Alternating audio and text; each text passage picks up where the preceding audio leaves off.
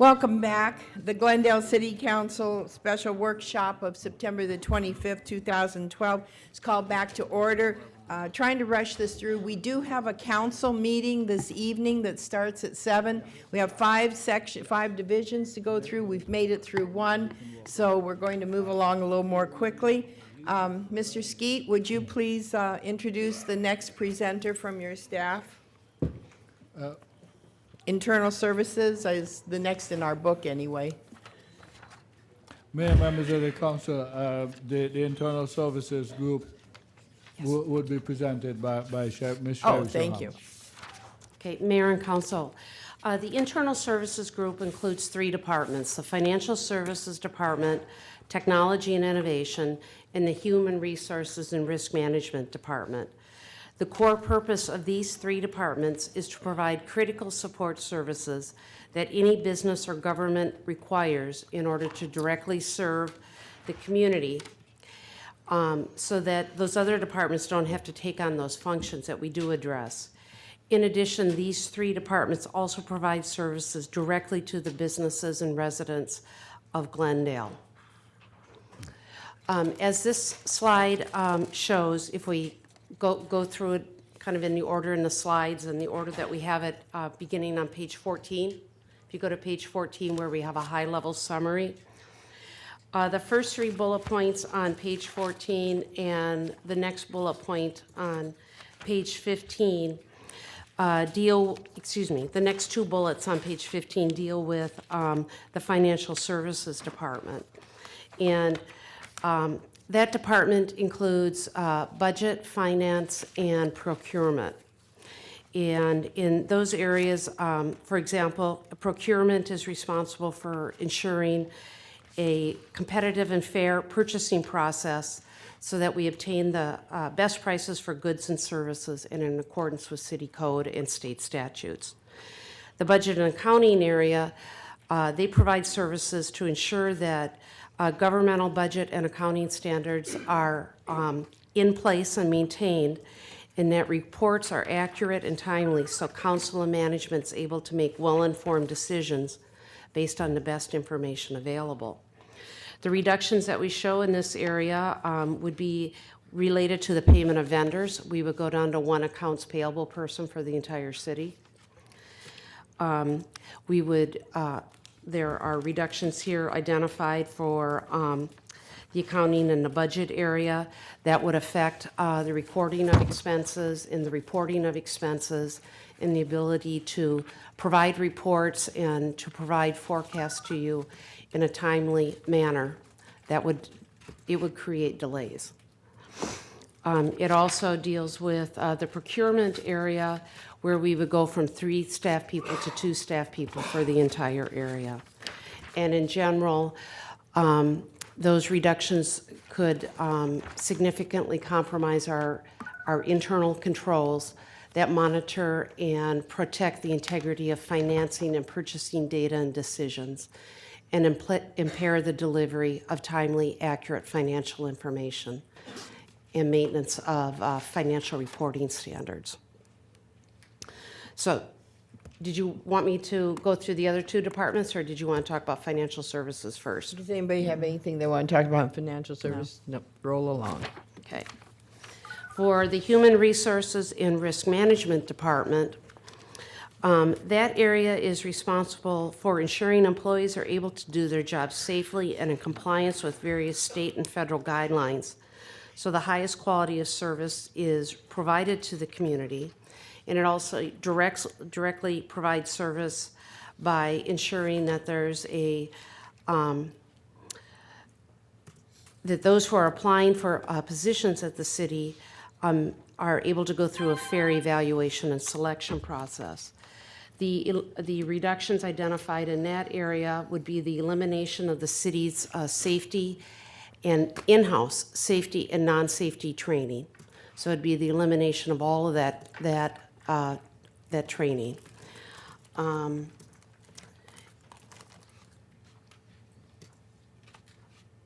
then we also have identified here that there would be reductions in the perhaps in responding to benefits issues.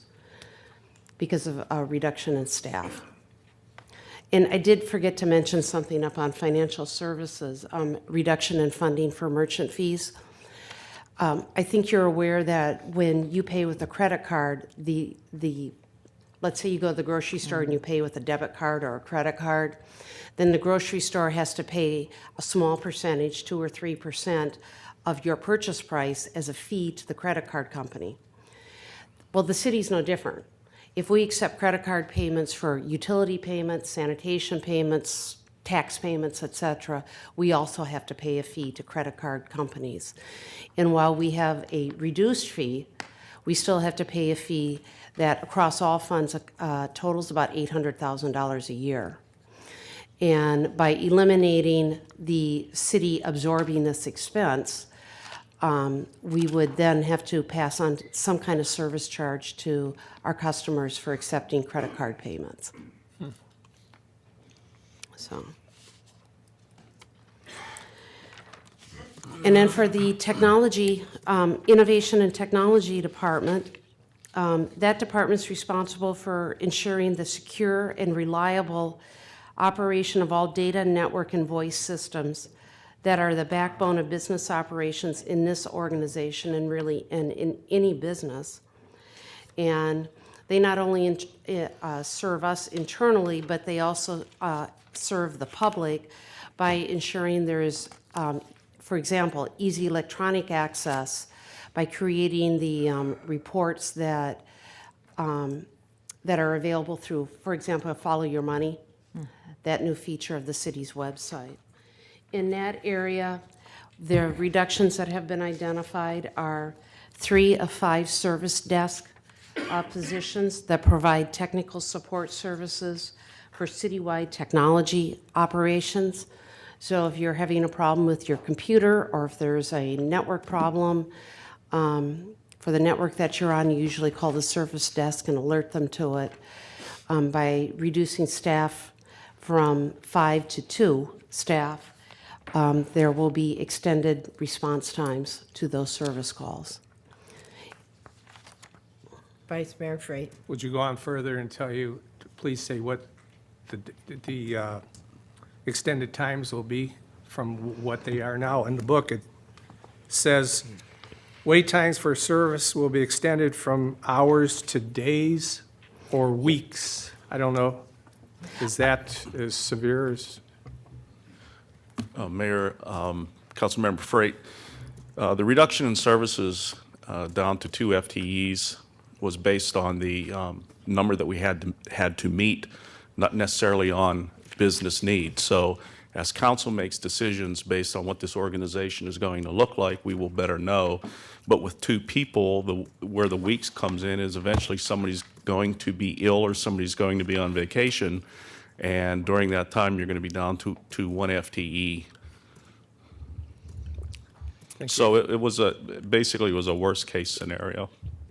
All right, thank you.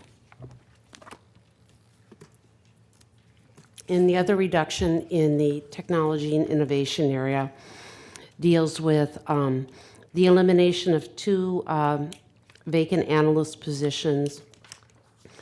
The administrator who runs the Innovate program and the security administrator position. In that last position is a dedicated security administrator who manages data security across the entire city.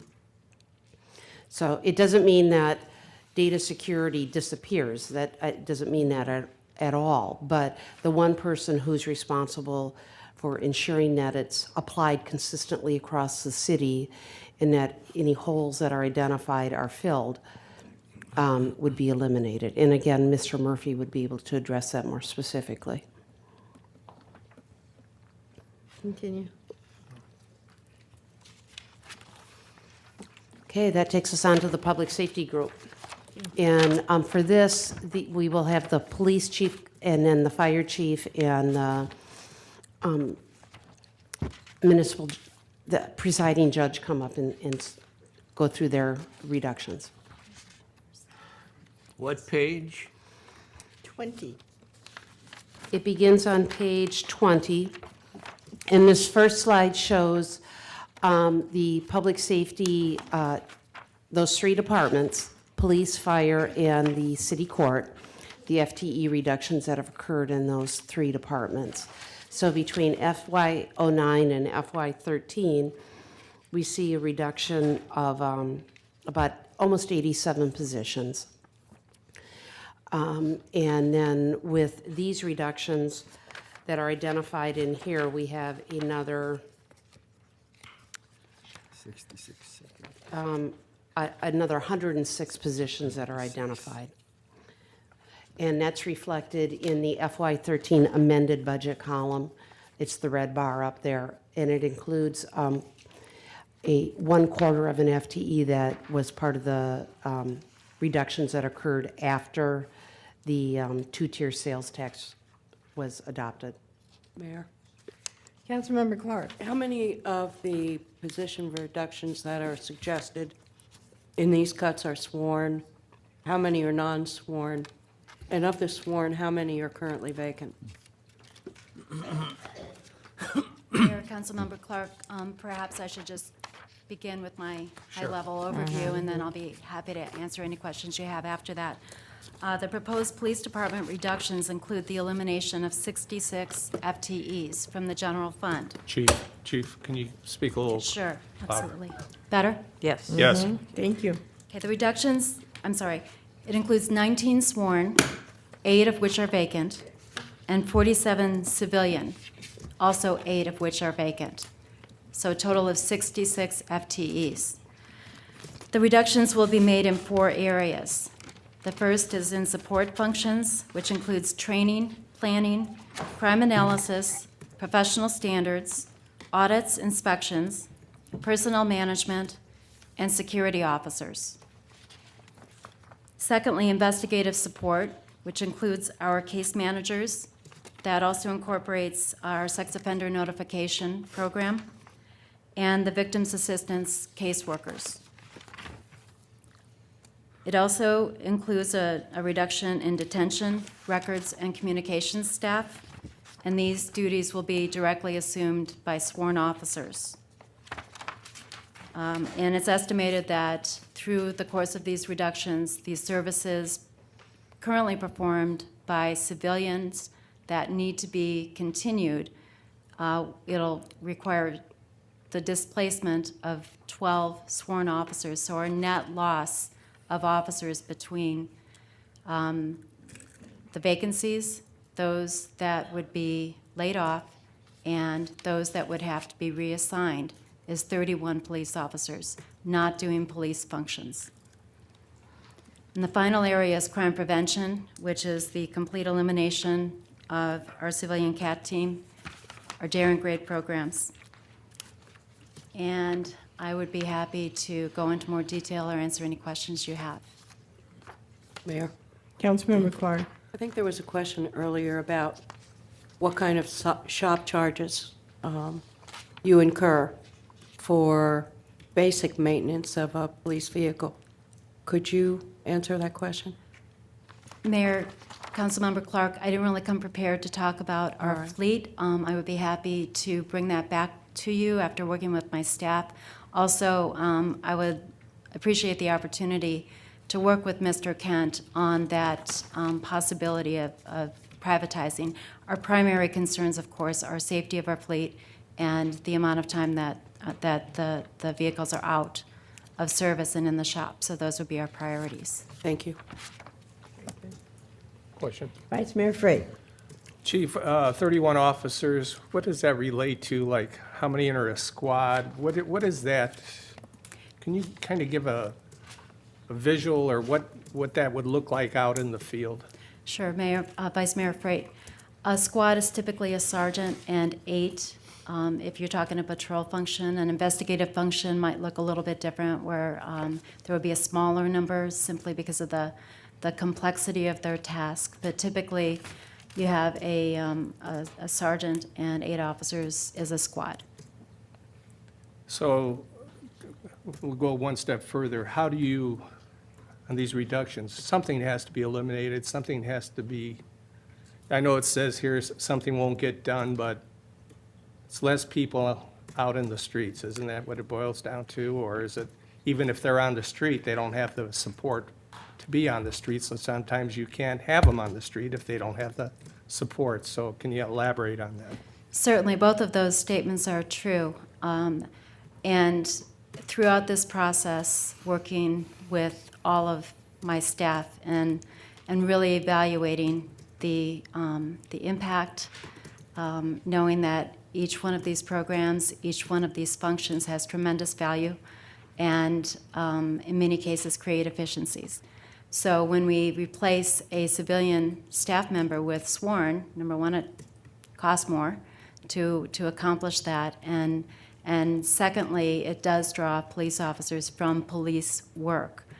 Our intent throughout this was to retain patrol and not have an impact on the number of officers that are assigned to the patrol function. So the immediate response time for police officers responding to calls for service should not be impacted directly. It's the other areas, the enforcement, the proactive work, our narcotics squads. I don't want to get too far into this because we have not developed any kind of an implementation plan. We haven't even begun to imagine that because hopefully we won't have to do any of this.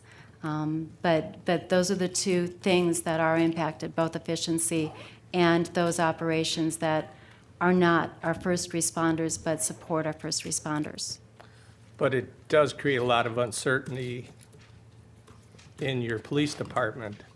Will I be doing what I was doing, what I was trained for? Am I going to be doing this? Are we going to be able to Absolutely. do something at the level that the community expects or that we take pride in? So that's kind of where I was going. And that's absolutely a true statement. If we have to pull any of our proactive enforcement squads away from what they're doing so that they can backfill patrols so that patrol officers, newer patrol officers can work in detention, that has a tremendous impact on the safety of our community, without a doubt. Thank you for your candid. Mayor? Councilmember Knapp? Thank you, Mayor. One thing is the civilian or downtown patrol, that's under PD, right? You're talking about the security Yeah, officers security that officers and helped everybody us down get in here, the right. building here today, yes. So we're talking about, we won't have anybody at the front desk at City Hall? And go ahead and just expound on that a little bit. Mayor, Councilmember Knack, what we have proposed is that function would be retained probably at a reduced level, but it would be through contract service. The difference in the hourly rate is significant, but we lose a lot of quality in that we wouldn't have the same people every time. Well, and that's a point to be made because the downtown patrol has really, they get to know the businesses. I know I rely on them coming by and checking, my office. So I just wondered what impact, that's a big impact to this downtown area, obviously. One thing I noticed, this is even 100 to the fact that police officers can be using their personal phones. Is that correct? It says require employees to use personal devices. Mayor, Councilmember Knack, we would look to avoid that at all costs, but we do have an opportunity to look at cell phones and how much we spend on cell phones and stipends and see if we can make some reduction there. We believe that we can. If somebody is primarily working in an office and they're not on call and things like that, then perhaps those are areas that we can find reduction. We did seek to find opportunities Right, I know. before we got to the point where we had to talk about Well, and that's reducing kind of my people. point, is that you're going down to this. This is really nitpicking the department, but it's what you've had to do, because this is showing the worst-case scenario that you're going to have. And I still say we all support public safety. It should be our top priority. It is a mandated service. It's the one I think that most people in this city are going to worry about is, are they safe? And are you going to be able to be there? And the response times. And so I'm just, as you said, hoping this never comes to this. Thank you. I have a question that nobody out there will like. I saw something recently, maybe when we did budget last time, about the total expenditure for uniform allowance. It seems like I'm remembering $800,000. Does that sound right? Mayor, I think that was in the compensation presentation, perhaps. Compensation, okay. And officers get $1,000 a year uniform allowance. And the additional safety? Yeah. And in the recent MOU, there was an additional $1,000 in safety equipment allowance.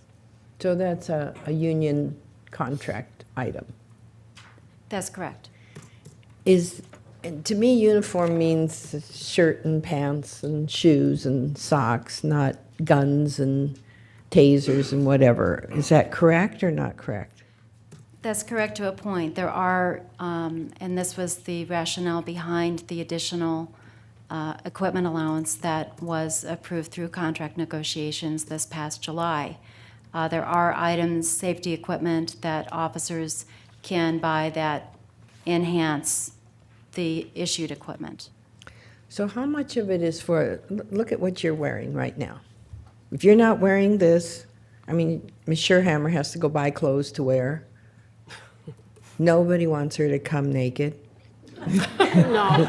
Or anybody else. So look at what you're wearing right now, and if you take out your gun and I don't know what equipment you're wearing, how much of the $1,000 a year is for a shirt and a tie, pants, shoes? Wow.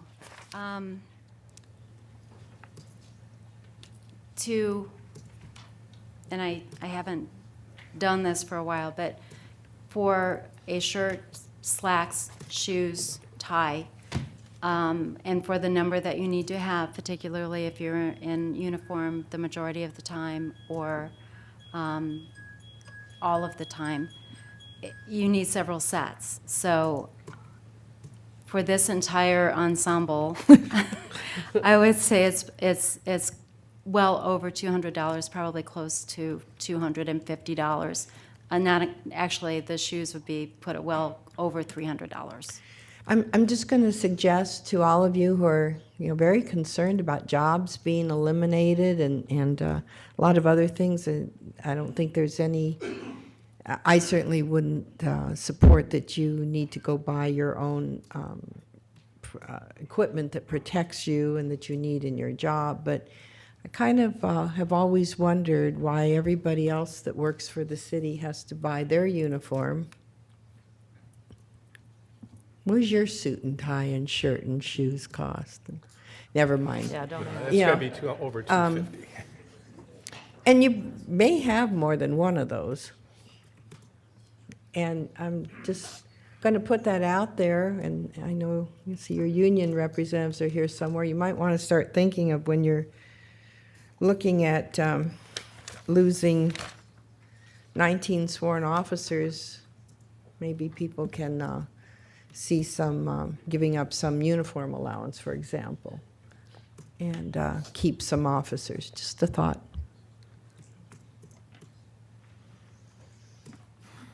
Mayor, That would be for fire, too. Yes. Councilmember Martinez. Mayor, I guess the only thing that comes to my mind is, I don't know about the amount of money, but it seems like the, uniform for a police officer or for a firefighter is different from a civilian in that, when they're out on patrol or, not in a vehicle or whatever, this sets them apart from everybody else. And I know clothes are expensive, but they all have to have the same uniform, except for maybe the stripes or whatever else might, distinguish one from the other. So Just I an can- idea, we're not gonna debate it here, and they'll No, probably no, go in the trash can No, immediately, but. No, I just, I understand where you're coming from here, but I just want to present the other side. Okay, Chief? Well, Were there, my only comment, Chief, is police is public safety, is a core value, core service for the city. I would like to see nothing eliminated from public safety. If it boils down to other departments and all that, I want public safety, I'm going on record, to be cut the least. If, I know you're all there saying we have to be and partners, we can't all let everybody else take the cuts and such, but when it comes down to the end of the day, we need a police officer fully equipped with the best vehicle, with the best support, because it goes down to people's lives, people's property, and people's well-being. Just the well-being of knowing they live in Glendale and they know they're safe. You know who's watching these budgets right now? The bad guys. They're probably going and say, hey, I hope Glendale cuts back on this and this and that, because maybe they won't, the response times. Yeah, they'll have people on there, but maybe response times won't be as quick.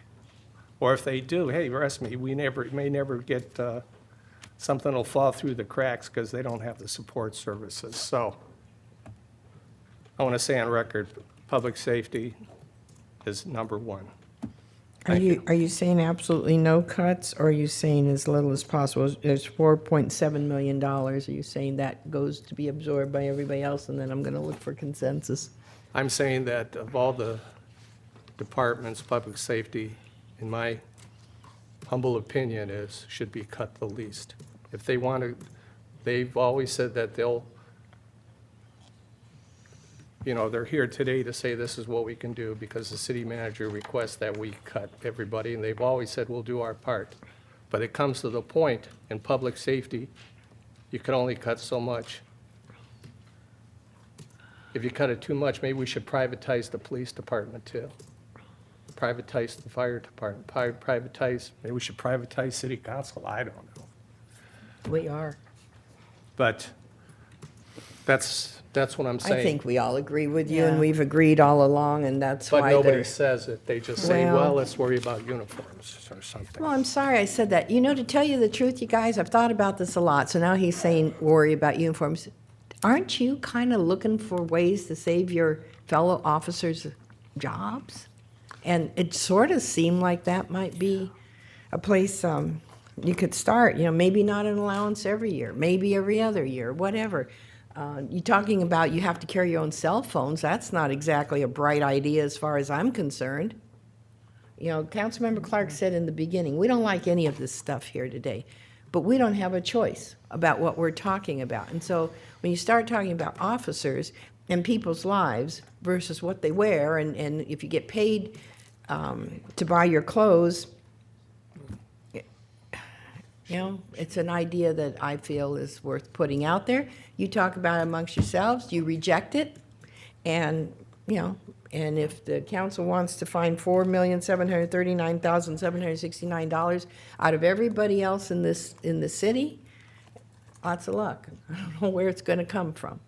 So I think that public safety has been put first the entire time, and that's why when we had our very first slide put up there, over 5 years, public safety cuts have been limited to 9%. I would think that's putting public safety first. 9% over 5 years. So, excuse me for suggesting something, but it's that desperate. Thank you, Chief.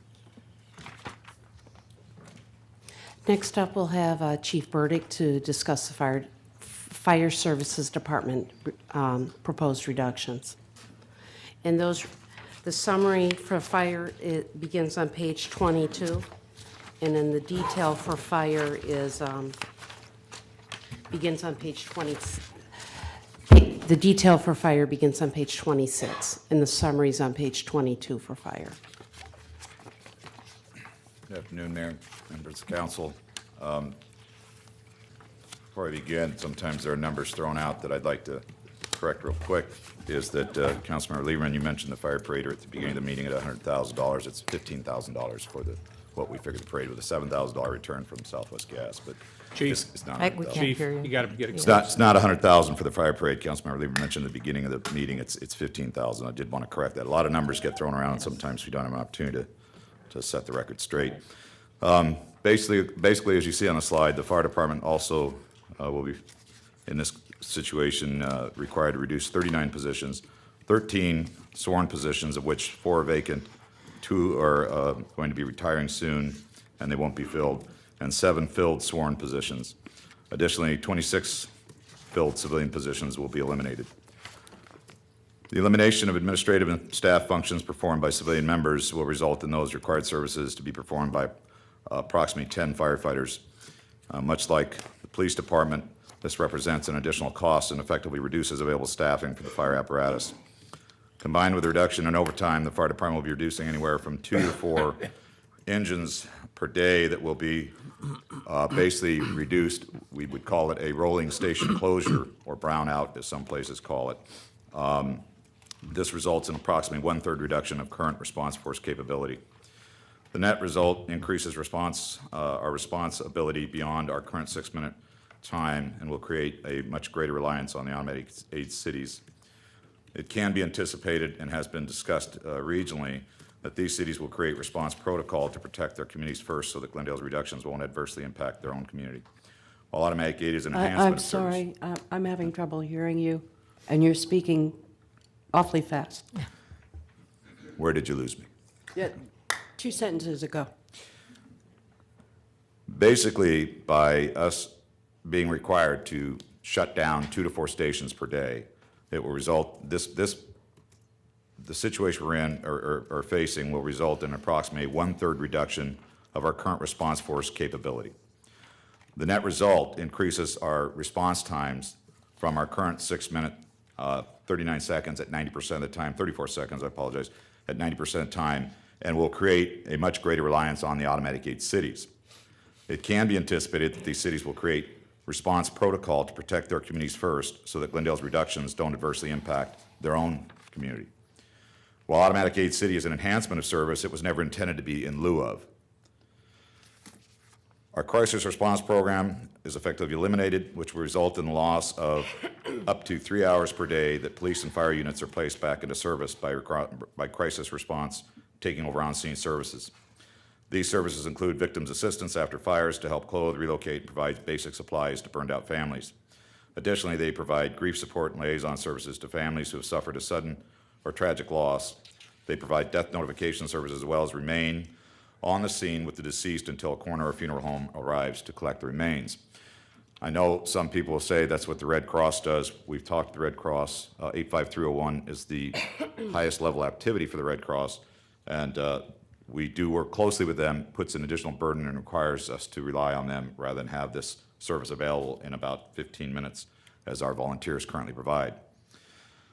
It's estimated that the volunteers provide about $600,000 in in-kind service annually through that program. The fire prevention services to both businesses and special events will be significantly delayed, resulting in negative impacts to the business community as well as the entertainment district. All community and relation activities will be eliminated, and the net result is that preventative safety, education, public outreach, and school programs will be ceased. That's the basic overview of where we're at. Councilmember Clark. Thank you, Mayor. I wanted to talk about this reliance upon automatic aid. It's been a wonderful cooperative system for many years in the valley. And I am concerned that, because I guess my assumption was when I started to read this material, that if there was a rolling brownout, other cities would come to our aid. And you've said that they're going to develop protocols that take care of their city's response first. So my question would be, are we going to develop protocols that take care of our Glendale citizens first when it comes to using automatic aid, especially if we're under the pressure of a rolling brownout? Do you plan on doing that as well? Mayor, Councilmember Clark, we can look at those options, we can look at the opportunities. I would tell you that Phoenix faced a brownout situation. They closed stations. They're a 600 square mile city. They were able to impact. In fact, if they shut down a station in Ahwatukee, they'd had little, on one day, it had little impact on Glendale. The times that they did close the stations near Glendale did have an impact on our apparatus. That was, again, they distributed that across a very large geographic area. Because of Glendale's configuration in places were 2 miles wide, both Peoria, Phoenix would have a much heavier reliance. And also because we were talking about potentially, as I say, the numbers we've looked at is up to 4 units per day. That has a much more concentrated, significant impact. When I say they would do the response protocols, I have no doubt that, again, most of these cities did a rolling brownout of 1 station per day. We're facing 2 to 4. With the additional high-level activity that we already experience in our city, I think I'm saying it could be anticipated that they would look at that and say, how do we adjust for this? How do we deal with this issue? Because it's going to put pulling their units into Glendale much more frequently than they do now. I don't have the figures in front of me, but I have noted in the past in fire department reports that a lot of our calls are outside of Glendale.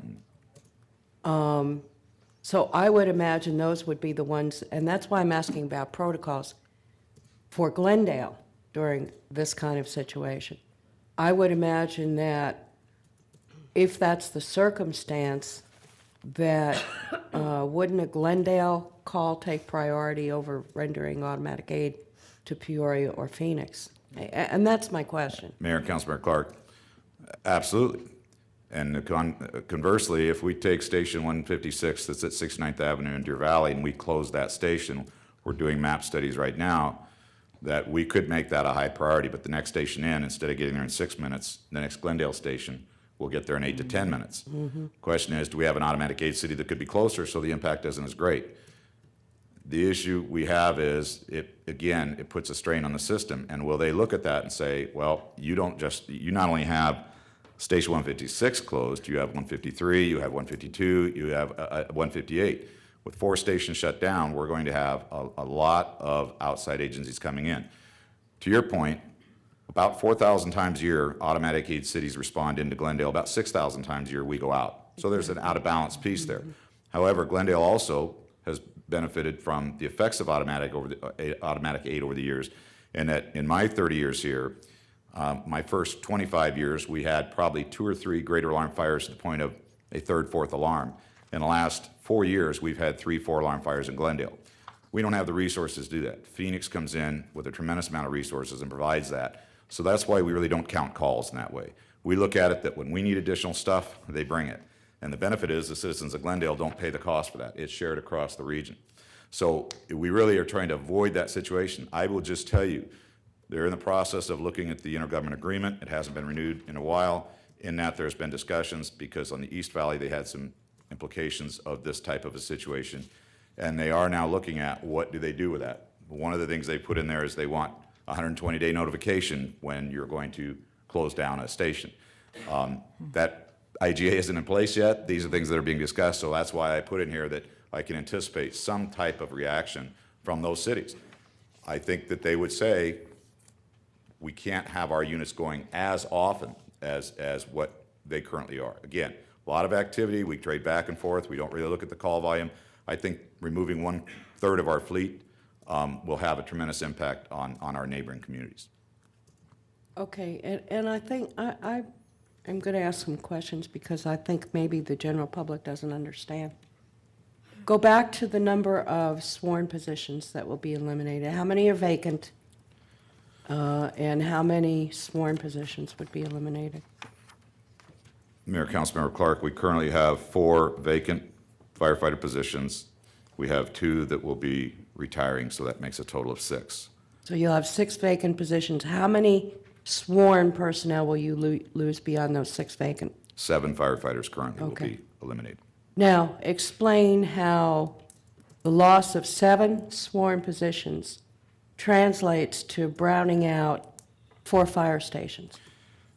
The loss, Because there's shifts involved and so explain that. correct. Again, what we have currently is with the limited overtime budget and the reductions we've taken over the past few years, we won't have the capacity to staff back those stations to begin with. Now, what do you mean staff back? When someone is off, sick, industrial, military, vacation, whatever those release times are, in order to maintain our staffing levels, we bring people back in. We will staff our trucks at basically 4-person on each truck. So we won't have the funds to do that? Correct. We will run Okay. out of those funds. We anticipate in around, with the remaining balance of overtime, should this occur, we'll probably run out. You mean the sales tax be rolled back? Correct. Okay. Based on that, we will run out of the availability of staff back. We are anticipating around October, November timeframe. When you add the 7 firefighters that we're taking out of the current field, plus you add the firefighters that we're going to have to pull back in to do the critical functions that civilian staff is performing, that reduces How our many threat. firefighters do you anticipate pulling out of the field to do critical civilian tasks? 8 firefighters will be reassigned into administrative functions, and 2 will be assigned to the training center. So we're talking now about 17 personnel being pulled out of the field. Correct. Okay. Additionally, we look at the crisis response unit. We have analyzed the time that they free up both police officers and firefighters.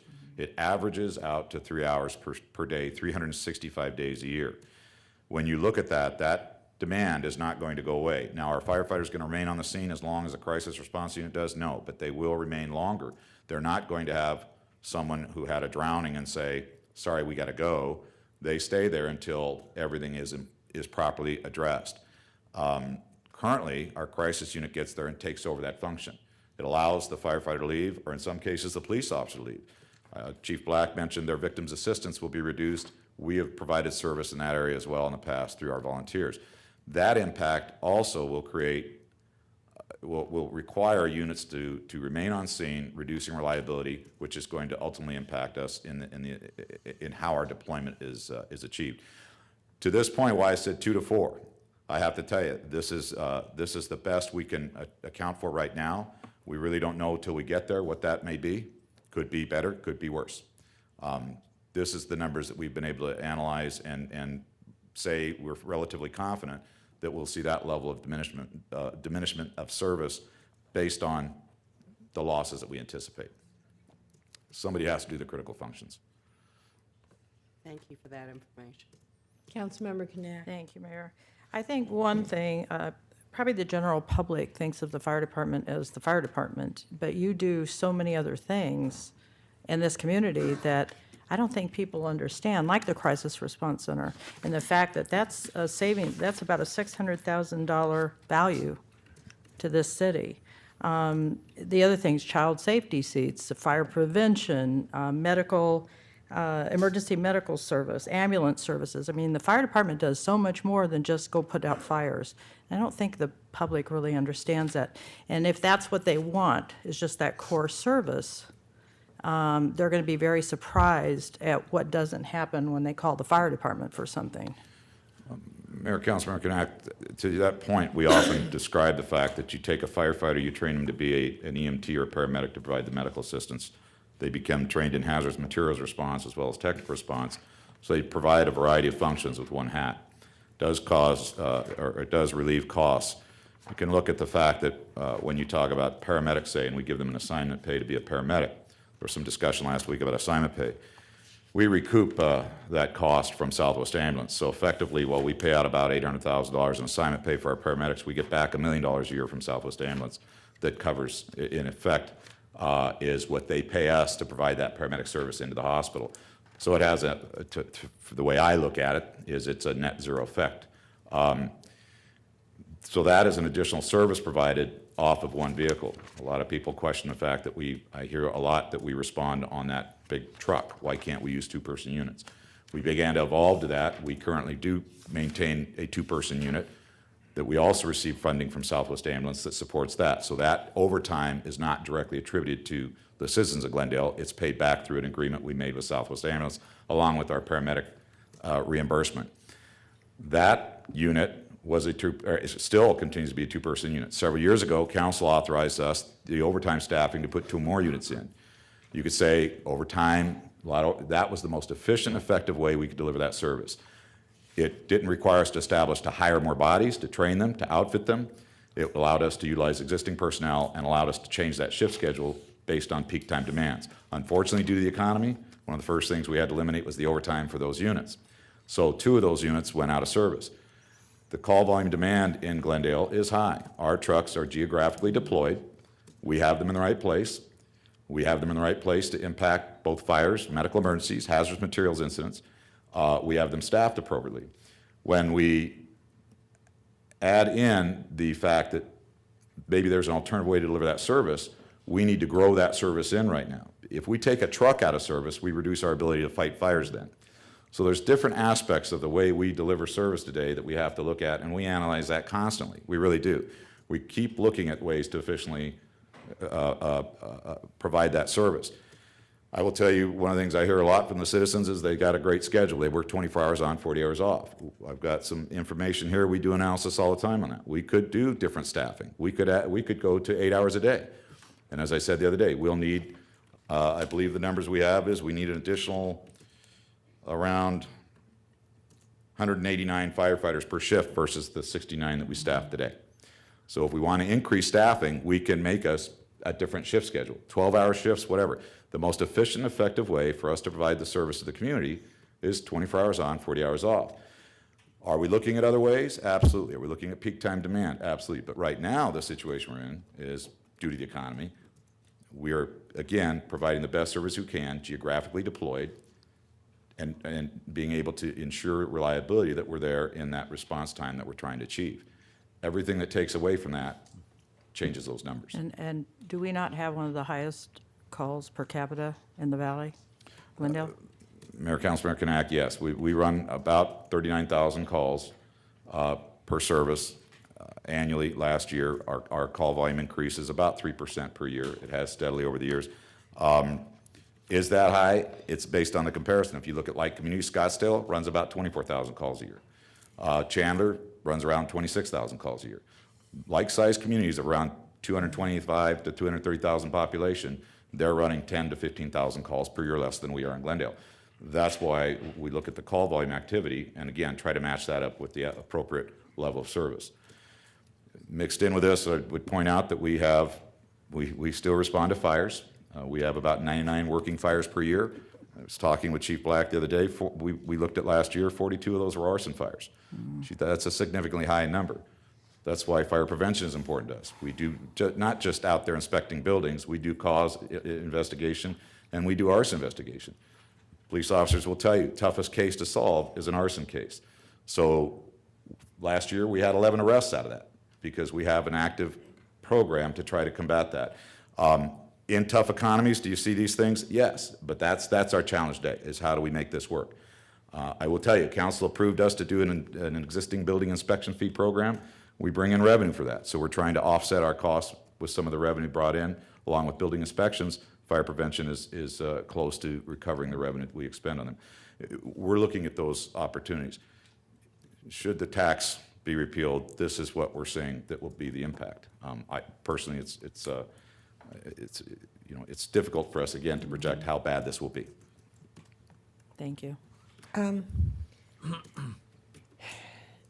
haven't had an update from you in about 2 years, so clearly I've missed something really important here, because on page 22, it says that the net result increases response capability beyond our current 6-minute response time, and I thought 4 minutes was still our response time. So when did it go up to 6? Mayor, through accreditation, and we have been accredited, we're on a 3rd accreditation, they asked us to begin to look at, rather than average times, to look at a percentage. So we have been reporting for a number of years in the 90% range. In other words, an average says 50% of the time you get there less, but 50% of the time you get there more. What exactly is that? They said to more truly reflect the service you're delivering, you should look at kind of a 90%. I like to break that down to simple terms. When you're in school, 90% and better, you got an A. So if you're providing that service 90% of the time, you're providing good service. When we look at travel time, that's the other thing. Traditionally, we've reported travel time. An average used to be around 3 or 4 minutes. Our average travel time is 5 minutes, 34 seconds. So the time the truck starts rolling till it gets on the scene is 5 minutes, 34 seconds. But we also now include the time that the station is notified. So when the light comes on in the station till the guys get on the scene is 6 minutes, 39 seconds.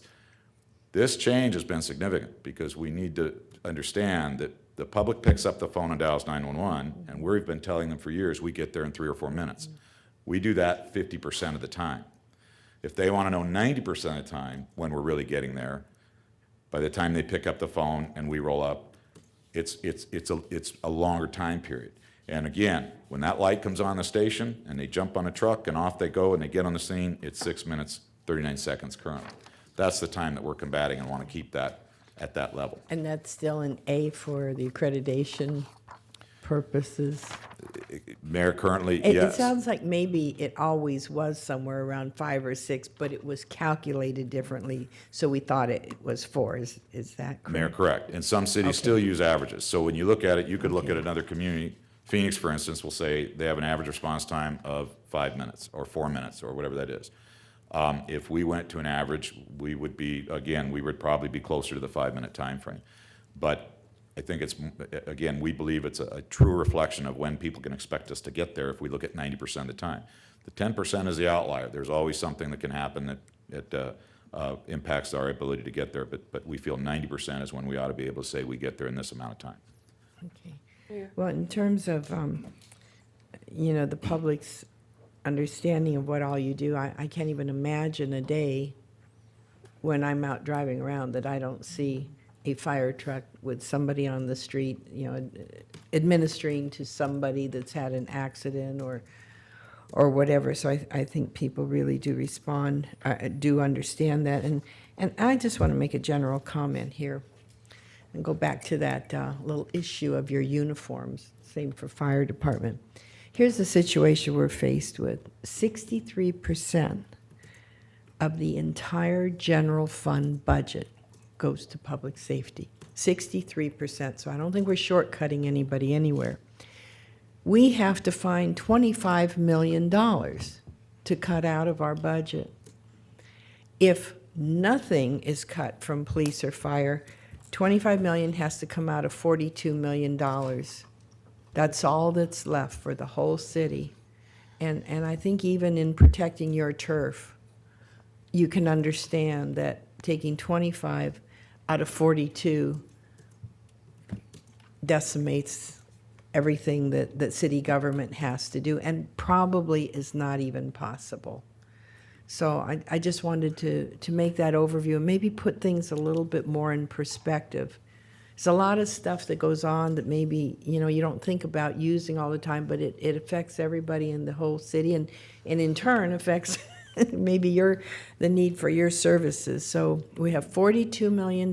If we eliminate all public safety, because I know these calls are coming, the emails, do not cut one dime from public safety, protect all public safety, no cuts. It's really not realistic to take 25 out of 42. And so that's why we're looking at things like the car seat program's great, but, maybe hospitals or somebody else has to teach people how to put car seats in their cars so that you're available for the things that nobody else can do. I mean, your core function is something that nobody else can do. And the other things are great, and they add to the overall safety of the community, but they can be done by somebody else. So this is all very painful. We don't like any of it.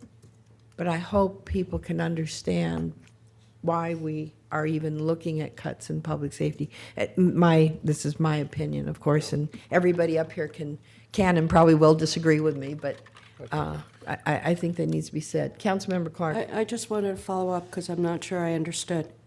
When you were talking about response times and you said 6 minutes and 49 seconds? 39 seconds. 39 seconds. What is the I can never say that word, the accreditation agency consider a good response time? Because I know you go through that process, every couple of years, becoming accredited, and I know they have a standard response time, and I know y'all meet it. What does the agency say? Mayor, Councilmember Clark, I can't pull that number off the top of my head. I do know we are meeting their criteria. They have what is the National Fire Protection Association standard, NFPA 7010 sets a standard for us. It was a very high standard. Accreditation came back and made a best practice standard, and we fit within that best practice. That's why I say that's why we're concerned about this. We want to maintain that level. I can't give you the range right now, but I do know that we currently meet that best practice standard at the number we're at today. That's why we're watching that very closely, where our response time creeps up and don't want to add. So, because I think there's a point here, there was an assumption a long time ago that you came in 4 or 5 minutes, but you are meeting the standard of your own professional rating agency right now, correct? Correct. So it's not, while it's not good, it's not terrible either. And I think it was good to mention that you changed the way you recalculate or you calculate response times. My second question, and this is not a question so much, well, it is partly a question, for clarification. The direct cost to the fire department for the parade is $15,000. Have you been able to determine what the costs are for the associated services that go along with the fire department's parade? For example, public safety and all the officers who are out that day, or parks and recreation people who help you set up and break down and clean up, or the transportation people who have to support the parade by closing streets and do you know the costs of the associated costs for these other departments in addition to the $15,000 for your department? Mayor, Councilmember Clark, we looked into that last year or the year before. What the cost of the fire department, and this, you have to follow the numbers here, the cost of the fire department is $8,000. We received $7,000 from Southwest Gas for a sponsorship. So that leaves us $1,000 uncovered. What we calculated the cost that we are passing on to the other departments is around $7,000. These are numbers that they provided us a couple of years ago when they looked at it. So the total cost of the parade is $15,000. What we don't recover currently is $8,000. That's the piece. It's not $15,000 for the fire department alone. Yeah, I'm just trying to nail this down because it was you who brought it up and who said, we know what the costs are for the fire department, but we don't not necessarily know the cost for associated departments that support us. So I wondered if you had arrived or gotten information from them. Yeah, I was quoted in the paper to say that the $7,000 is what I felt I couldn't pass on to those departments because, for instance, transportation, police are all in the same boat, and I felt it was inappropriate to tell them to pick up the cost somewhere within their budget. Thank you, sir. I just wanted clarification on that. Mayor. Vice Mayor Frate. Thank you, Mayor.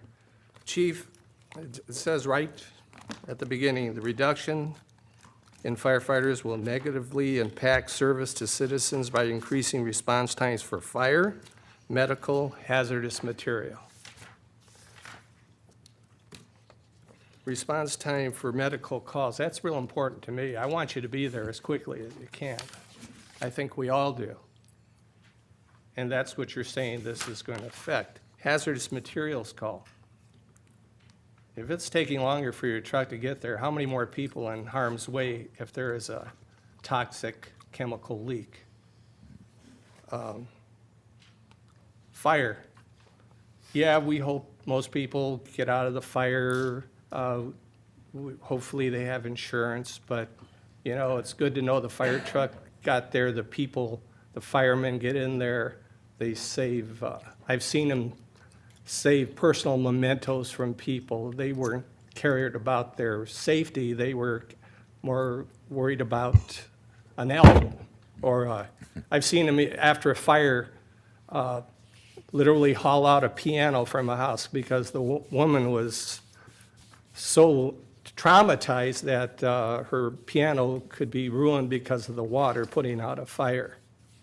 So I look at response times, service, you know, we're talking about lives. Fire, what was it, the fire marshal's office. Not reducing the fire marshal's office definitely affects the quality of life in a community. I've seen cases where in the private sector, in a building, fire marshal was there and, you know, and pointed out, hey, you guys are stocking pallets in front of the emergency door. Or did you even know your emergency door didn't even open? Well, we never use that because it sets the fire alarm off. Well, guess what? It was hit with a tow motor and you couldn't open it if you wanted to. That's what you bring out. You go to businesses and say, hey, your storage of hazardous material, you can have hazardous material, but you don't put chlorine next to acid like at a grocery store that sells pool supplies. And I guarantee you, every year you do go to a grocery store and you will find at one store that whoever stocks doesn't get it. You know, they do it, they just, you know, that's the pool supply section. I'm not saying it happens every day, but it does happen. So I can't minimize what you guys do in fire prevention, what you do in fire safety. You save lives. I've suited up, I've gone to the 3-story tower downtown Phoenix, went into a burning room, felt the heat, got the smoke. The clothes I had underneath, I got a little bit of singed, even though I had a little bit of collar. I looked like I got a sunburn when I left there. Uniforms. I've seen firefighters, paramedics. Yeah, they're wearing the rubber gloves, but whoever's bleeding on them, they don't know what disease they might have. I don't know blood. I don't think blood washes out of uniforms that easily. So I've been to PD where one of the officers got run over by a car, literally. Dragged him. His uniform was totaled. So yeah, your uniforms. And our public safety people take pride in in their appearance. So I've been there, I've seen what firefighters go through, I've seen what police officers go through. Yes, maybe it's 63% of the budget. Who knows, in other cities, it might be 75% of the budget. It's whatever the priorities are. If it's what you are the one that comes into contact with the public more than every day than all of us on the council do in a week or even a year, because you're out there every day and you're providing a service, saving lives. So I just want to say thank you. It's another core service. Yes, you are here today to say we will do what we have to do to help the team. What I'm saying is what you provide is life-saving services, and that's number one to me. Thanks. Excuse me, next up is the presiding judge, Judge Finn, to talk about the city court department reductions. Good afternoon, Mayor and Council. The city court is actually in the charter. No one could deny that we are a core service. Police is there, but someone has to be on the other end to receive the citations and to be able to address enforcement. I am still under a mandatory report duty to the Arizona Supreme Court that if any reductions affect the ability of the court to operate, I have to report. I also have that same report duty to the presiding judge of Superior Court. I've never had to utilize that in the 10 years that I've been here with Glendale. I think it's significant when you look at what the court has accomplished in the last 10 years. If you refer to page 20, you will see that we have cut 25% of our staff over the last 5 years and 23% of our operating budget. This has been an ongoing process at the court where we analyze what we do. Part of what we've been able to do is eliminate 8 half-days of courtroom, which means we could reduce staff, reduce prosecutor coverage, and reduce the use of contract pro tem judges. These are lawyers who work for us on a regular basis for courtrooms that are not staffed by full-time judges. I think what's significant when you look at our reductions is they literally go from the top of the organization to the bottom. The first thing you'll see is eliminating pro tem judges in 1.5 courtrooms. We're closing those courtrooms. What that means is that the other remaining 3 full-time judges will have an increase in their caseload of 39%. I have 2 choices for me. I can either eliminate treatment court, which has been shown to be effective at holding abusers accountable in terms of domestic violence and making sure they do their counseling, where we have a high compliance rate and a low recidivism rate, and leave me off the calendar, or eliminate that and put me on the calendar, which makes me less available for running the court. That's part of that first bullet there that is 137, it's almost $138,000 reduction. I should indicate that of that line item of pro tem judges, we have reduced that in the past few years by already $77,000.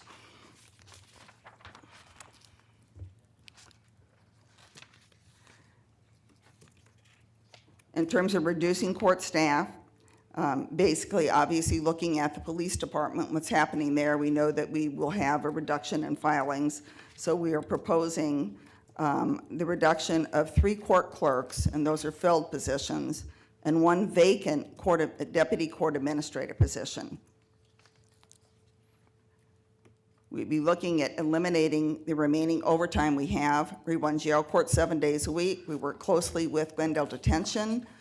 Those clerks are the only ones who get overtime. We would do away with that. That means those clerks we would have to have clerks scheduled to permanently work on Saturdays and Sundays, which means we have less clerks available during the week to staff courtrooms. Court-appointed counsels, which you might refer to as public defenders, are in my budget. We're proposing eliminating 2 contracts. That would leave us with 5.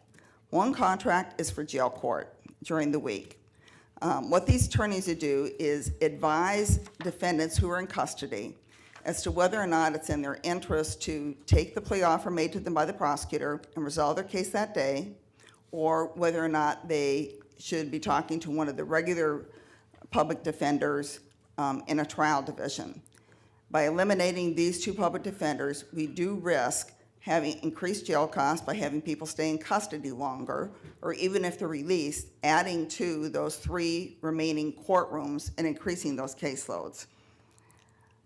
In addition, we have 6 public defender contracts for the 2 criminal courtrooms. We're proposing that those go to 5. These are mandated by Supreme Court case law. If we go over a certain limit, the result is the case is dismissed. The same thing happens in terms of volume of cases going to a judge or to a courtroom. There's only so many cases that a judge and a clerk can handle in one day. By absorbing the 1.5 courtrooms that we're talking about eliminating, we're not talking about adding those cases to a particular day. We're talking about adding them to the caseload of that particular courtroom. If we exceed those time limits, the result is those cases are dismissed.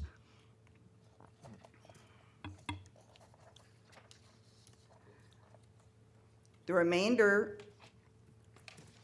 of what is called our operating budget, which has been reduced by 23% over the past 5 years, involves mandated functions that we cannot postpone and we cannot eliminate. Those are the public defenders, psychiatric exams, juror summonses, and a small amount left over for pro tems to cover a judge who's unable to work in a courtroom either because of vacation or illness. Cases cannot be continued, and we cannot just leave a courtroom empty without a judge with 30 people waiting to see a judge. No court can operate like that.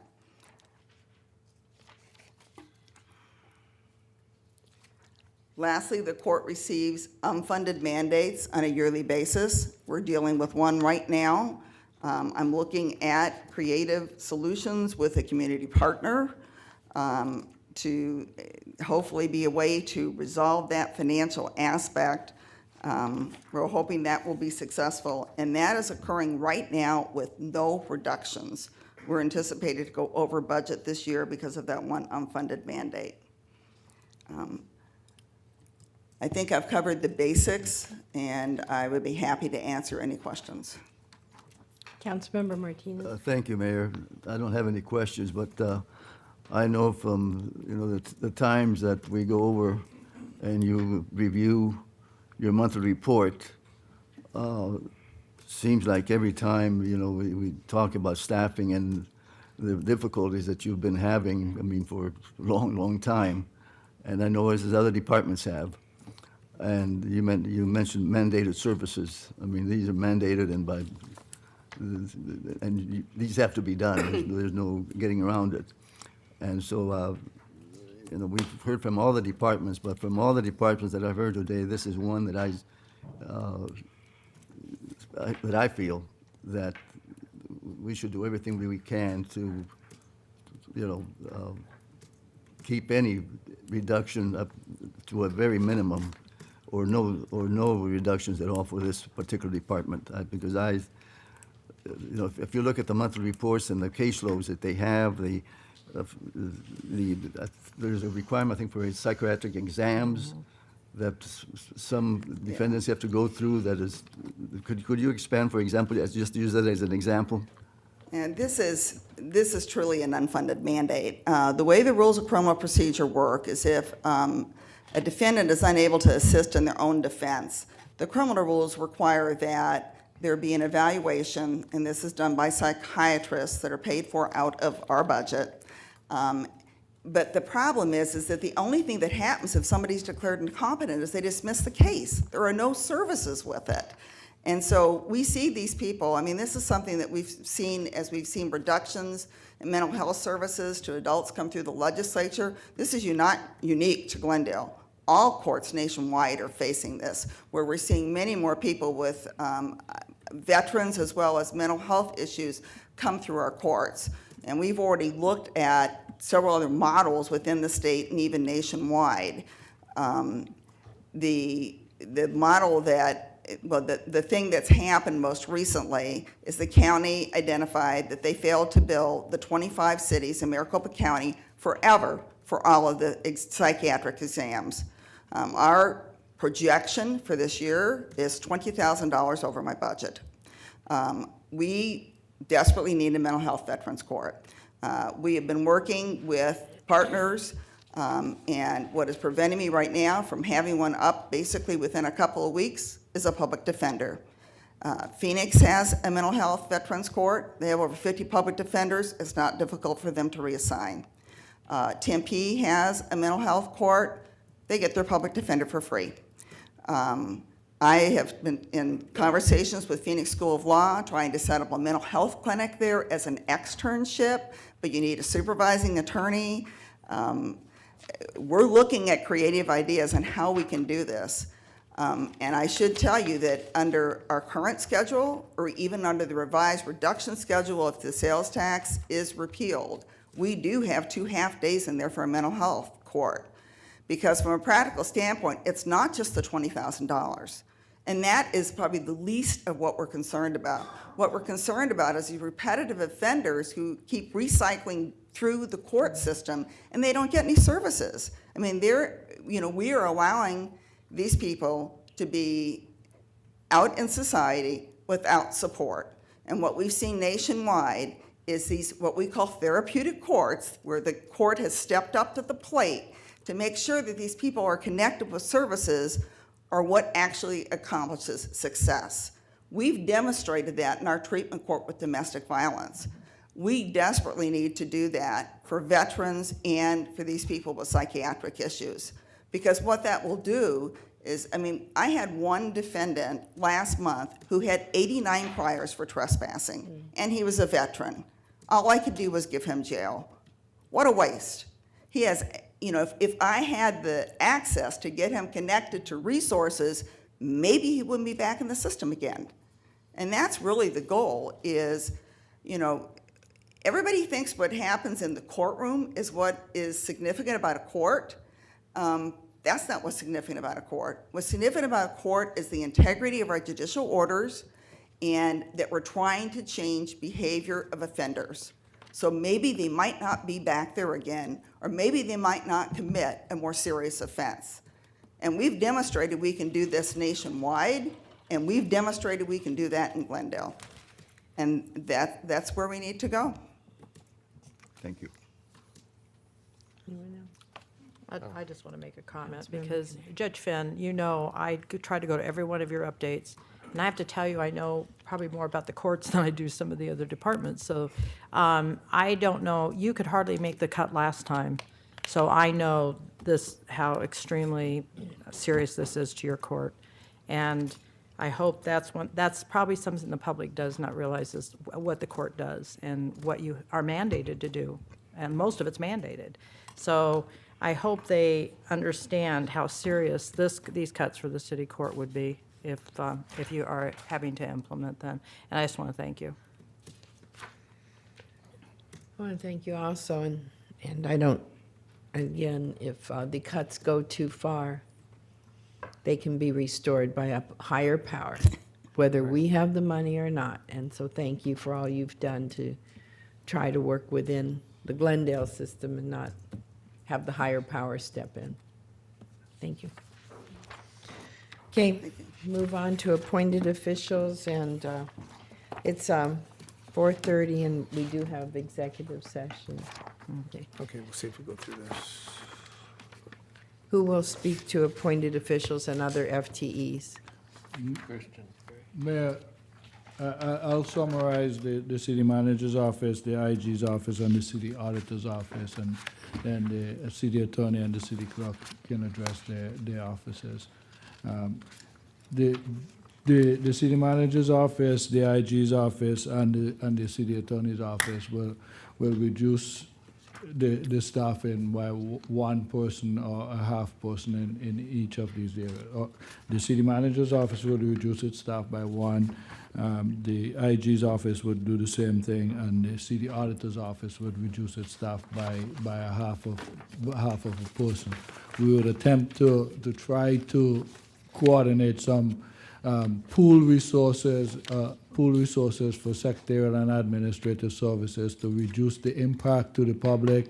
However, the reductions that we are seeing definitely basically reducing our ability to interact with the public and provide the services to the council and the rest of the employee community. So the appointed officials, if I may just go to the elected officials, sorry. The mayor's office, we've I pointed out earlier, the one position that was vacated earlier in this year was eliminated during this process, and the council staff, the council administrative staff fundamentally has offered to cut their budgets by 20% and 2 positions to support the council, to support the remainder of the city council members.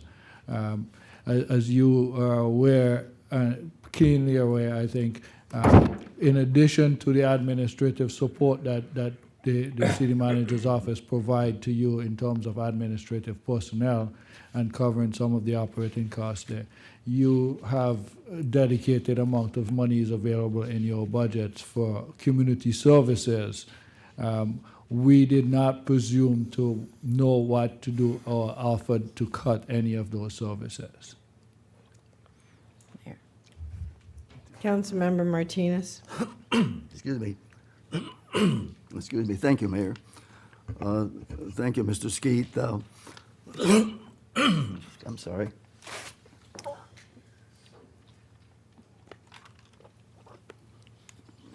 I just want to comment on the council funding that we get for various projects that there's some monies that are made available to each council member. I think it's 15,000. I forget the exact number that we can use for special projects. And I think, and I don't know when this was done, but years and years ago, I guess, I don't think it was done by ordinance, but funds were allocated for different functions for the council. And I think those have to be looked at again in totality. I know we need to have so much money for correspondence and for perhaps, I don't know, that travel is one thing, but I think that needs to be looked at also. And I think the whole budget for the council needs to be looked at. I know there's been some reductions, voluntary basis over the years by some council members, but I think that we're looking for money where we can find it, and I think there's one spot we need to take a real good look at, and I hope the other council members would agree. Councilmember Knapp? Yes, as a matter of fact, I don't think it can be looked at, I think it needs to be done. We've gone over this, we've given up $25,000, and I think every council member should do it, period. I don't think it should just be three of us that does this. It should be over the board. In the future, if we want to look at having that fund and others, that's fine. But right now, we're asking all these employees and these managers, everybody to cut all this stuff, and we aren't going to cut? No. I'm sorry. I realize we're the quote elected officials. We're in the same boat that everybody else is in this city, and I think we need to make those cuts. I just can't believe that we're held to a different standard than everybody else. We're in this boat together. Let's do it. Councilmember Alvarez? Mayor, I realize that some of us did not give that money back to the general fund. But I know in my district, I have a lot of need that has not been done in the past. So all the money that was given to me has gone out to the community. And I don't spend on, going to conventions or providing refreshments. And I have not spent 1 cent of the city's money. Everything goes back to the community. We have streets that are not even paved in Ocotillo. So I had one done, and I'm gonna have the other one. So I don't, if it's gonna be done to give it up, I can't fight all of you, but I won't like it because I know what I'm doing with the money. I don't need to go to the League of Cities. I don't need to go to any of that. I want to take care of whatever Ocotillo is lacking. So as far as I'm concerned, I won't participate in that. Thank you. Mayor, Vice Mayor Freight? I have to agree with my colleagues. I gave up money that I could have easily spent in the Saguaro District. Previous years, when budgets were not as bad as they are now, I used that discretionary money to upgrade shade structures and parks, doing some amenities, as was said a couple weeks ago, putting in solar lighting in parks that didn't have lighting. That was my discretionary funds. The last few years, I've pretty much done away with it. So I'm suggesting that, and telling the interim city manager that I believe money that takes to operate for postage and communications and such, that remain. But all the other money, it's a time where it needs to be for the greater good. I believe also travel. No one should be traveling at this time. For anybody it's unconscionable for anybody to travel or spend money or go anywhere on the city's time and money. To me, you always hear the term junket. Well, in this budget, it's a junket. I don't care how you frame it. You don't want to spend that money. I don't care if it's $1,000 or $2,000 for travel expenses, not at this time. And once again, I said, all districts could use money, just use the discretionary funds, but I think it is the right thing to do to turn it back to the city, and we shouldn't be held at we should be held at the same level And I take offense that you said you didn't want to look at it and touch it, because we're no different than any other department in the city. And I believe that's what we should do. Mayor, Councilmember Alvarez? I think if you took a ride to the neighborhoods in Ocotillo and also Cactus, south of Northern, they have a much more need than the others. The poverty in those areas is high. So, and I don't think it is the council's business to even bring it up. That's why we have a city manager. If the city manager thinks that we're wasting money, then he needs to let us know. But nobody is above the law. And it seems that here, in this council, you don't even listen to the taxpayer. They've told you about problems that they don't want you to get in, and you have not listened. And then you get sarcastic when you do listen. So it's going to take a lot for you to say that we need to give the money back to the general fund or whatever. We've done big mistakes. We had money, now we don't. But to get you to admit that is going to be very hard. It's just going to have to be your conscience. Mayor? And the public, I'm still talking. I'm sorry, I thought you were through. No, I wasn't. Mayor. The public has been telling you of the things that they don't want. And a lot of you have not listened because you think they want it. So as long as we behave like this, we're never going to get anything done. So I am not going to even touch it. Thank you. Mayor? Mayor, I don't think Mr. Skeet decides what the budget is going to be. I think the council decides what it's going to be. Isn't that correct? Mayor, members of the council, I make a recommendation to you for an adopted budget, but you ultimately makes the decision. Right, so the council can change it. That's This is what correct. I'm recommending, that it be done, that we take a look at it.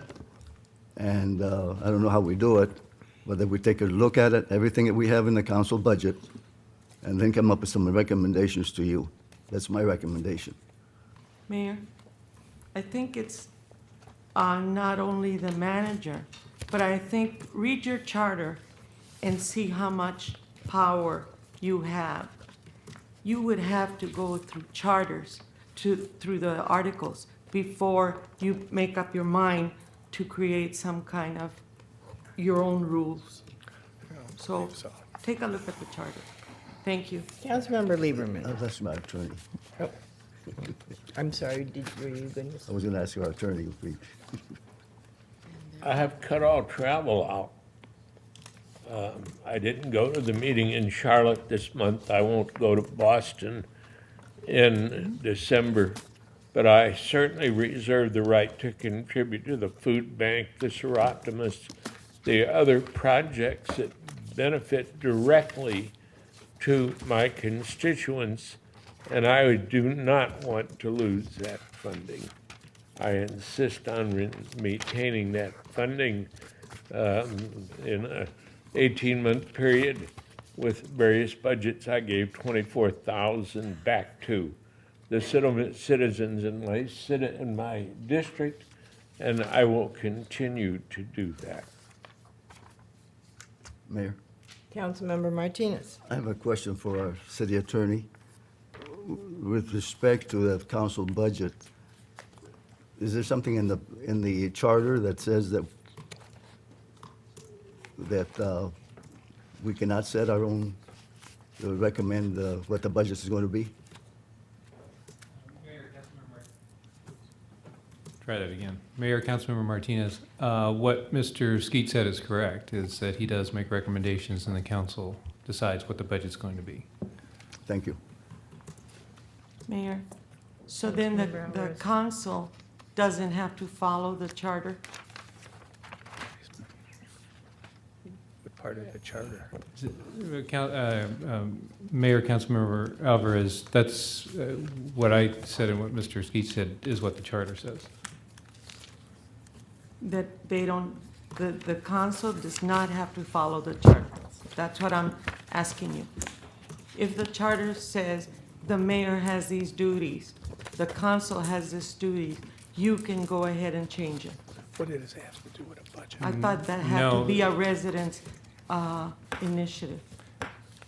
Well, Mayor, Councilmember Alvarez, in response to that question, you're correct. The council has to follow the charter, and to change the charter would require a vote of the citizens. Yes.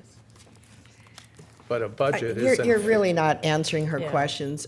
Last spring, you put out several legal opinions to us, and what you told us that we didn't really understand in the past, we were led to believe otherwise, is that, for example, salaries, that the council does indeed have the power to determine salaries well, we knew we had FTEs, but salaries and union contracts and so forth and so on.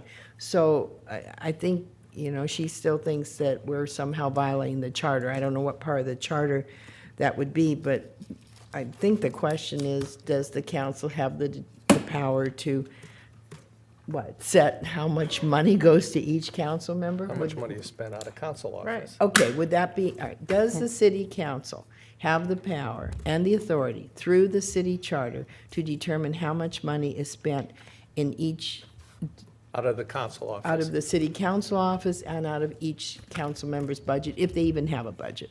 Mayor, yes, the council has that authority. Through the city charter? Through the Not city through charter. anything that, huh? No, through the city charter, Mayor. The charter gives council plenary authority over the budget. Okay. Anything else? No. Okay. Are we done with this portion? Oh, I'm sorry. The city attorney and the city clerk. Okay, I apologize. Unless you want to be done.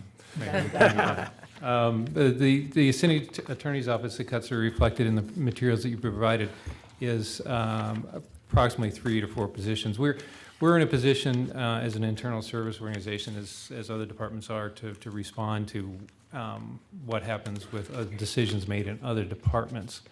I guess the primary example is our city prosecutor's office. 60% of our office is city prosecutor's office.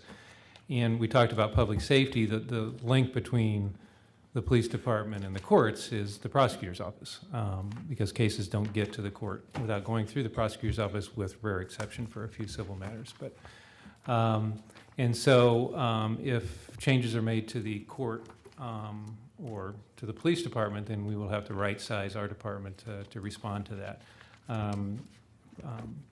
So the estimates that are provided in the materials that you've been provided anticipate future cuts as are reflected in the other budgets, although we would have to take a look at the final decision. The bottom line is, setting aside the prosecutor's office, which we can measure somewhat objectively with the number of court calendars and such that we'll have to meet.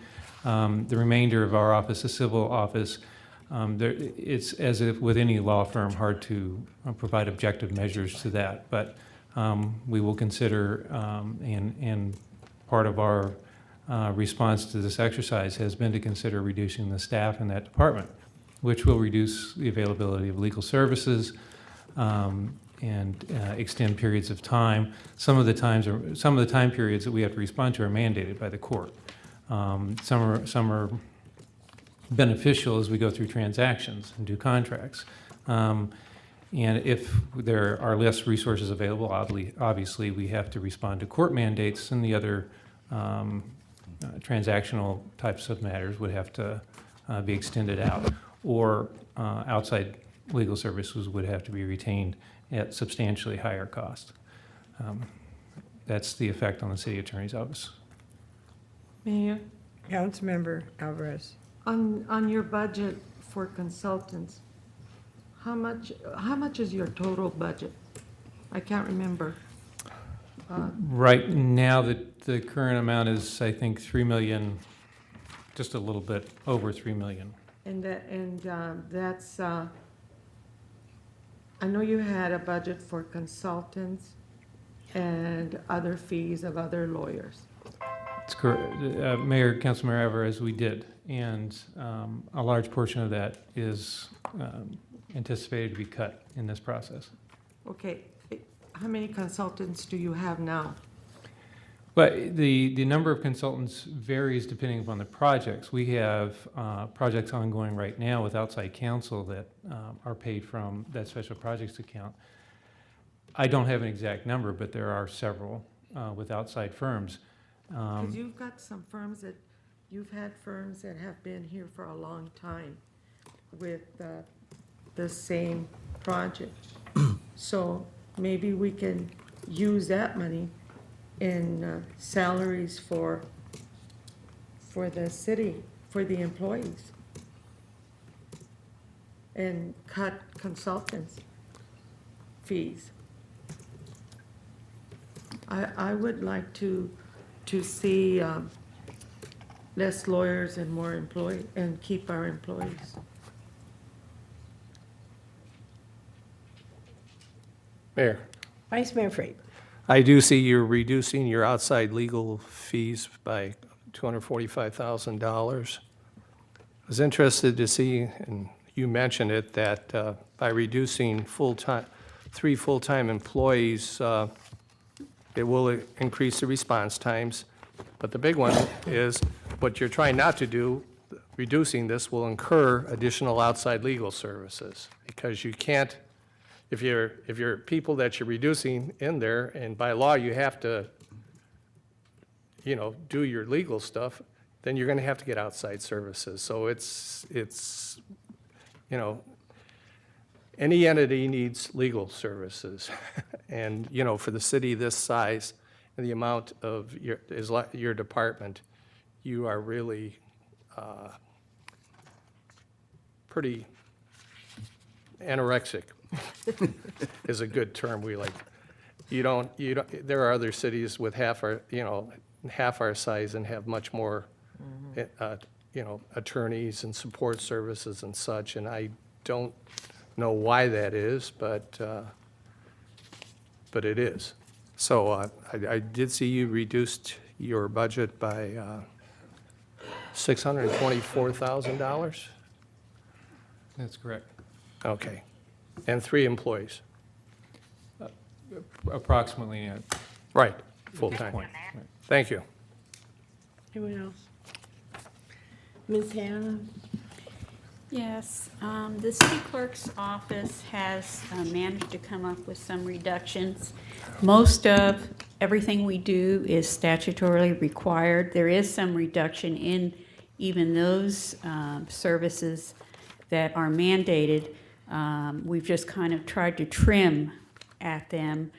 For instance, in records management, we're going to eliminate a couple software licenses, and we won't have to pay maintenance on it. That's the building safety department.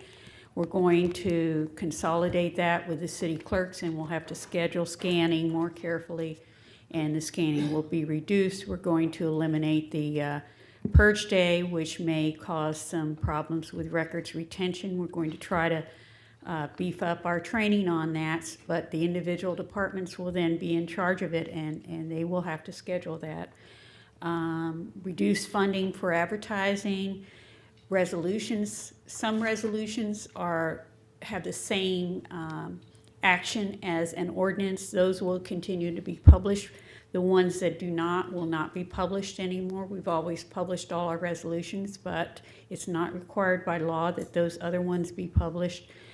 And also, we're going to eliminate our transcription services, which means that we're going to try to work with the council to find a compromised set of minutes, less narrative, less discussion, and something that is satisfactory and still maintain the integrity of the minutes.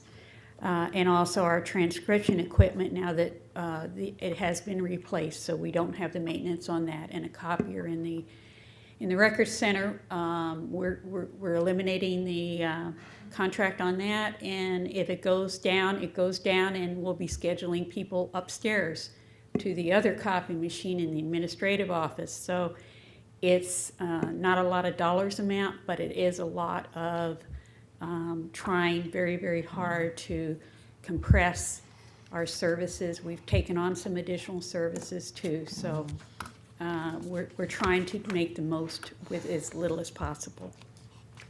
On the transcription of city council meetings and planning commission, so forth, if this recommendation is followed as it's laid out and Glen is dissolved and goes away, we won't have the minutes on the website anymore for people to listen to.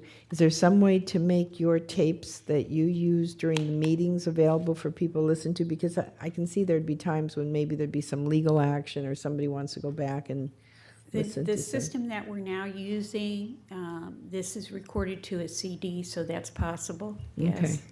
So people could then still, Check it out or make a This- records request for it to be but able wouldn't to- be able to access it from their home computer or their business computer? Not that I'm aware of. I don't know think so. that connects with marketing and communications, and I can't answer that question. I know I will have it for people to see. I don't know about anybody.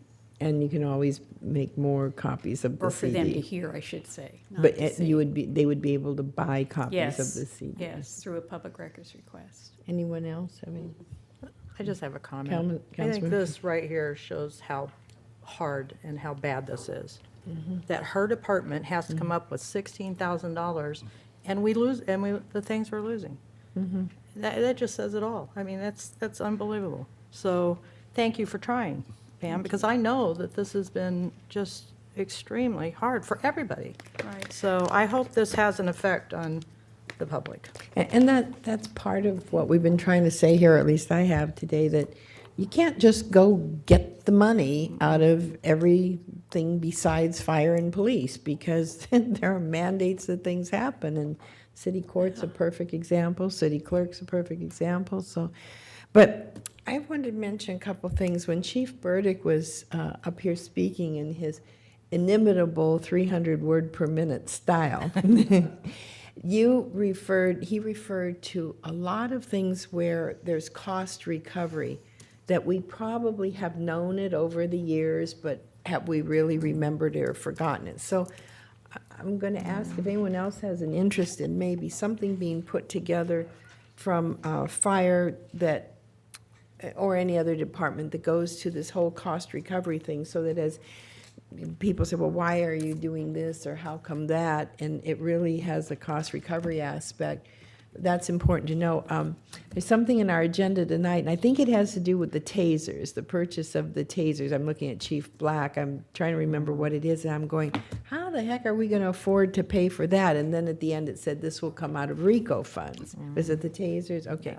And so again, there are things that may look like they're expenses, but really they have other sources of revenue associated with them. And I think it would be helpful to me. I don't know if others would be interested in seeing that type of thing, if it's not too much trouble to put together.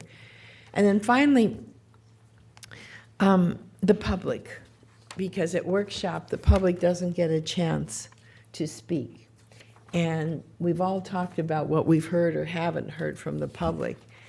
And that's the step that was missed back last spring that I think has contributed to some of this. So I'm going to ask Mr. Skeet. What about Intergov? Is there, I know that Are there's. we doing what about Intergov Intergov? and city auditor? We still have Oh, I'm Intergov. sorry.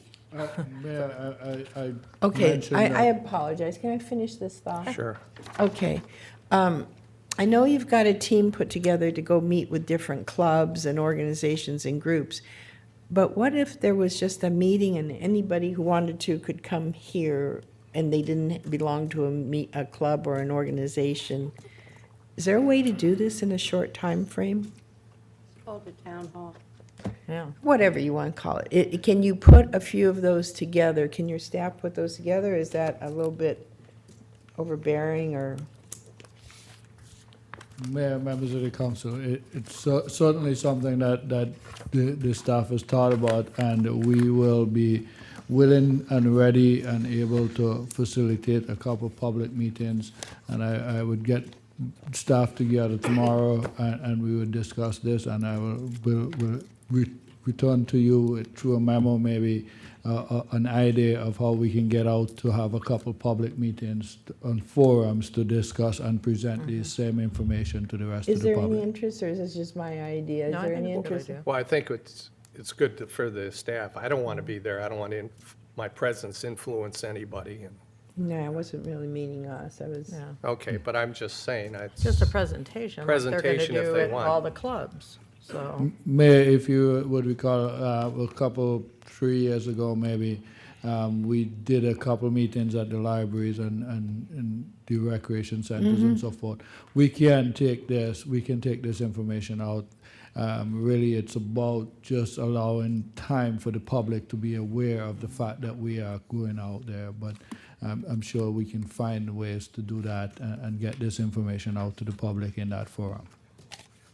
Okay, I apologize to the Intergovernmental Programs Department and the city auditor. I think I just kind of got numb here, so let's go with the last two. Mayor, I think I might have contributed to that by just acknowledging that the city auditor's office cut the secretarial assistants from that office, and we were going to have to work together to provide some admin assistance in a pool manner for that.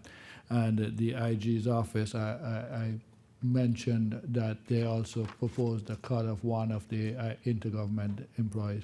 If there are other discussions on that item, they're here and should be able to answer any additional questions. Mayor, I have no questions for either department. No. all right. Okay, thank I think you. we're done. Yeah, does everybody think we're done now, or am I I think still so. missing? I think am so. missing I think we have, I think we're done.